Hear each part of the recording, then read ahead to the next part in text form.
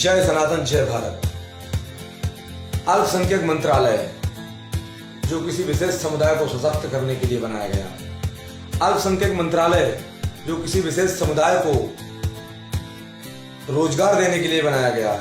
अल्पसंख्यक मंत्रालय के तहत किसी विशेष मजहब की संस्कृति को प्रचारित करने के लिए, प्रसारित करने के लिए बनाया गया है।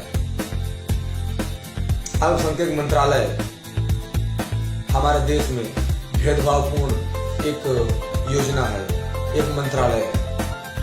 क्या नौकरी की समस्त व्यक्ति को आवश्यकता नहीं है? क्या प्रत्येक परिवार को सशक्त होने की आवश्यकता नहीं है? क्या नौकरी के पढ़ाई के बाद नौकरी की प्रत्येक बच्चे को आवश्यकता है? तो अल्पसंख्यक मंत्रालय के तहत किसी विशेष को क्यों?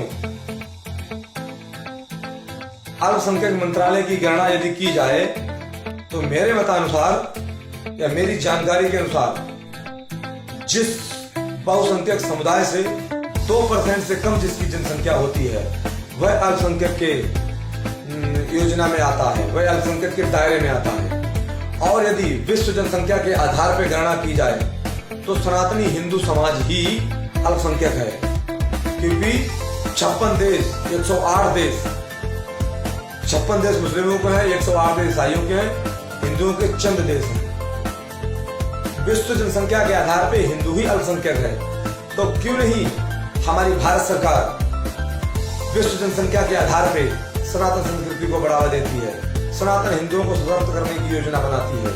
ये क्यों हमारे भारत में अल्पसंख्यक मंत्रालय का हिंडोरा पीटा जाता है, जबकि 2% की बजाय मुस्लिम समाज हमारे भारत में 18 से 22% के बीच में है। तो फिर क्यों नहीं ये अल्पसंख्यक मंत्रालय समाप्त होता है? अल्पसंख्यक मंत्रालय की यदि एक और बृहद योजना देखी जाए तो हमारे भारत में 10+ राज्यों में हिंदू समाज जो है अल्पसंख्यक हो चुका है, तो क्यों नहीं उसको जो है अल्पसंख्यक दायरे में लाकर उसको विशेष अधिकार दिए जा रहे हैं? मात्र किसी एक मजहब को ही क्यों अल्पसंख्यक मंत्रालय में लाया जा रहा है? ये हिंदुओं के साथ भेदभाव है, ये ऐसा नहीं चलेगा। हम भारत सरकार से अल्पसंख्यक मंत्रालय की समाप्ति की अपील करते हैं, प्रार्थना करते हैं, विनती करते हैं। भारत सरकार तत्काल प्रभाव से अल्पसंख्यक मंत्रालय को समाप्त करे और समानता के सिद्धांत पर नियमों को लागू करे, समानता के सिद्धांत पर विधियों को बनाए। यदि केंद्र सरकार ऐसा करती है तो मैं उसका बहुत बहुत आभारी रहूंगा और धन्यवाद भी केंद्र सरकार को दूंगा।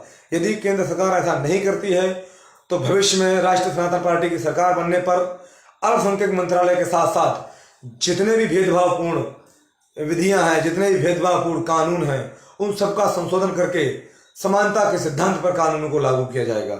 जय सनातन जय भारत।